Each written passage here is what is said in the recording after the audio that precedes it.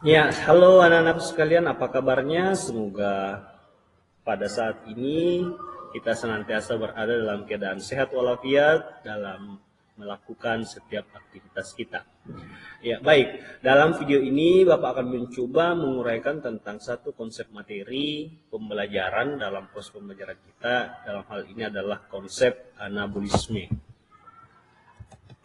Anabolisme itu adalah serangkaian reaksi kimia yang terjadi dalam sel yang bertujuan untuk membangun atau membentuk molekul-molekul besar dari molekul-molekul sederhana.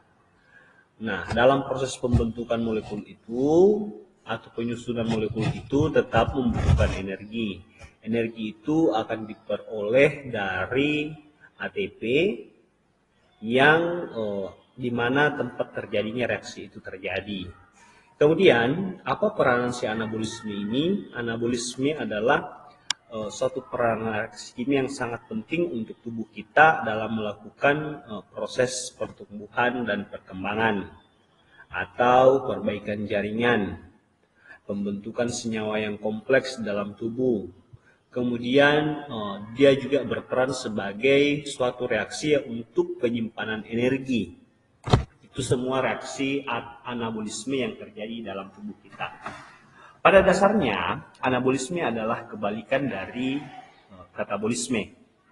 Kalau katabolisme itu memecah molekul besar menjadi molekul sederhana, kalau anabolisme itu adalah menyusun molekul sederhana ini menjadi molekul yang lebih kompleks.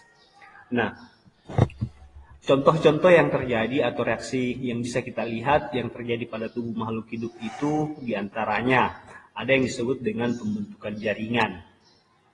Misalnya tubuh kita itu dalam proses pertumbuhan itu kan pasti akan bertambah jumlah jaringannya. Bagaimana caranya? Dalam proses anabolisme ini, dalam proses pembentukan jaringan itu sangat berperan. Otot dan tulang pada hewan atau pada manusia itu dalam proses pembuatannya itu membutuhkan proses anabolisme.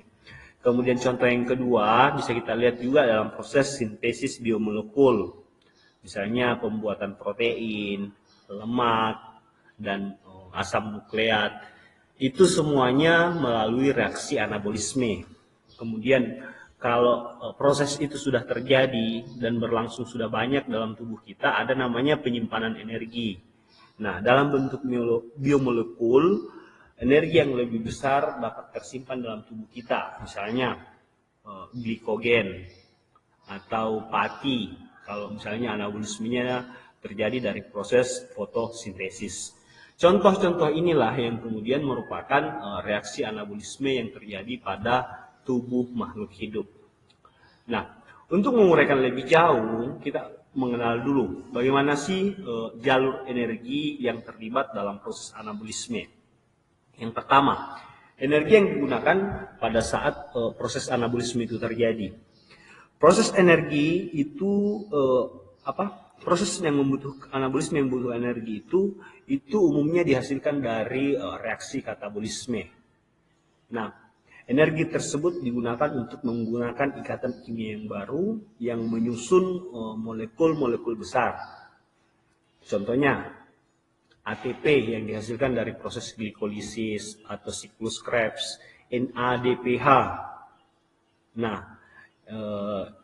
kalau dalam proses fotosintesis, NADPH ini akan menyediakan elektron untuk reaksi reduksi biosintetik. Ini merupakan reaksi anabolisme. Kemudian, proses yang kedua ada yang disebut dengan reaksi endergonik. Apa itu reaksi endergonik? Reaksi yang memerlukan input energi dari luar untuk berjalan reaksi tersebut. Reaksi ini tidak terjadi secara spontan karena produk akhir itu lebih besar dibandingkan dengan substrat awal dalam reaksi. Itu adalah reaksi endergonik. Nah, contoh-contoh yang lain yang utama yang terjadi yang menggambarkan tentang proses anabolisme kalau pada makhluk hidup pada umumnya, ini kita bisa lihat dari contoh yang pertama ada itu yang disebut dengan reaksi fotosintesis. Fotosintesis itu terjadinya pada tumbuhan. Ada dua tahap di situ, ada namanya reaksi terang dan reaksi gelap. Tetapi yang perlu kita ketahui di sini, fotosintesis ini adalah proses mengubah energi cahaya matahari menjadi energi kimia. Nah, setelah dia menjadi energi kimia, dia akan tersimpan dalam bentuk pati atau glukosa di dalam tubuh tumbuhan itu sendiri. Nah, proses dari fotosintesis inilah merupakan peristiwa anabolisme yang dapat kita perhatikan, dapat kita lihat yang terjadi pada tumbuhan. Misalnya pada reaksi terangnya, misalnya dari proses fotosintesis ini, pada reaksi terang tumbuhan akan memerlukan cahaya matahari. Tujuannya apa? Untuk menghasilkan ATP dan NADPH. Pada proses pembuatan ATP dan NADPH ini, si air atau H2O itu akan dipecah menjadi O2 dan ion H+ atau ion hidrogen. Kemudian elektron akan dilepaskan untuk menghasilkan energi kimia. Itu terjadi pada reaksi terang. Kemudian reaksi gelap. Pada reaksi gelap, ATP dan NADPH yang dihasilkan dari reaksi terang tadi itu akan digunakan untuk mengubah karbon dioksida menjadi glukosa. Nah, itulah yang disebut dengan reaksi gelap. Nah, kemudian peristiwa yang kedua yang dapat kita lihat selain peristiwa fotosintesis yang terjadi pada hewan misalnya atau terjadi pada manusia, ada yang disebut dengan pembuatan protein atau sintesis protein. Dalam pembuatan protein atau sintesis protein itu ada dua tahap. Ada yang disebut dengan transkripsi dan translasi. Proses sintesis protein inilah merupakan peristiwa anabolisme yang terjadi dalam tubuh kita. Misalnya dalam proses transkripsi tadi, DNA dalam inti sel itu akan digunakan sebagai cetak biru untuk mensintesis mRNA. Kemudian mRNA kemudian akan membawa kode genetik itu ke ribosom. Jadi proses transkripsi tadi itu terjadinya di sitoplasma dalam sel. Setelah terbentuk mRNA itu akan dibawa ke ribosom. Ribosom itu adalah salah satu organel sel. Nah, sitoplasma itu adalah cairan sel. Nah, setelah sampai di ribosom akan terjadi proses yang kedua yang disebut dengan translasi. Translasi ini di mana kode mRNA yang dibawa tadi itu akan diterjemahkan menjadi rangkaian asam amino. Nah, setelah dia dirangkai menjadi asam amino, dia akan membentuk ikatan polipeptida. Polipeptida inilah yang disebut dengan protein. Nah, itu adalah contoh kedua yang terjadi pada tubuh hewan dan juga tubuh pada manusia. Kemudian ada yang contoh ketiga adalah sintesis lemak atau sintesis lipid atau pembentukan lipid. Dalam pembentukan lipid dalam tubuh itu akan disintesis dari asetil koenzim A atau asetil CoA dan NADPH. Nah, proses ini biasa dikenal dengan istilah lipogenesis atau pembentukan asam lemak. Dan ini terjadi juga di sitoplasma.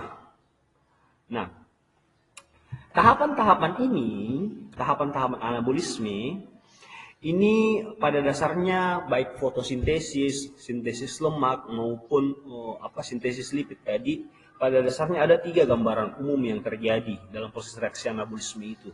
Yang pertama itu ada namanya penyediaan substrat, yang kedua adalah penggunaan energi dalam proses itu, kemudian yang ketiga adalah proses pembentukan produk akhir. Nah, dalam penyediaan substrat, sumber awal atau molekul-molekul kecil yang digunakan itu pada dasarnya disuplai dari bahan makanan yang kemudian yang sudah melalui suatu proses yang disebut dengan proses katabolisme sebelumnya. Jadi makanan itu kalau sudah masuk ke dalam tubuh kita, dia akan dicerna melalui proses sintesis proses pencernaan makanan. Kemudian setelah dia berubah dicerna secara kimiawi, dia akan mengalami suatu proses yang namanya proses katabolisme. Proses katabolisme yang sudah diuraikan pada video sebelumnya, ada glikolisis, ada dekarboksilasi oksidatif, ada siklus Krebs. Nah, setelah terbentuk ini kemudian akan menjadi penyediaan substrat dalam proses reaksi anabolisme. Kemudian yang kedua, pada tahap penggunaan energi yang digunakan itu dalam molekul ATP atau NADPH, itu tujuannya untuk merangkai molekul-molekul kecil menjadi molekul-molekul yang sedang kompleks. Nah, kemudian pembentukan produk akhir. Setelah melewati beberapa tahapan reaksi kimia, molekul-molekul yang kecil tadi itu akan terangkai menjadi molekul yang besar. Misalnya akan terbentuk glukosa. Ini merupakan hasil dari perubahan CO2 dan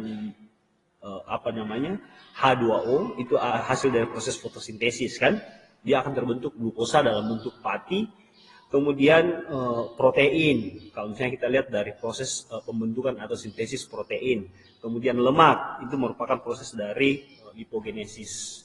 Nah, apa hubungannya anak-anakku sekalian antara anabolisme dengan katabolisme? Ya, itu tujuannya adalah bagaimana menjaga agar terjadi proses keseimbangan metabolisme yang terjadi dalam tubuh kita. Ya. Saat energi tersedia dalam jumlah yang banyak, tubuh kita itu akan cenderung menyimpan energi tersebut dalam bentuk glikogen misalnya.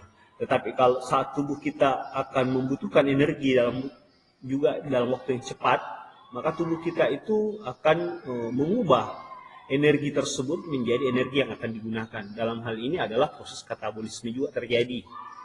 Nah, pada saat persediaan energi banyak, maka proses anabolisme itu akan terjadi. Jadi dua hal ini, baik anabolisme dan katabolisme, adalah suatu rangkaian yang kemudian berperan untuk menjaga keseimbangan metabolisme tubuh. Ya, sampai di sini untuk pemaparan materi ini. Anak-anakku sekalian, jika ada yang ingin kita diskusikan, silahkan disampaikan.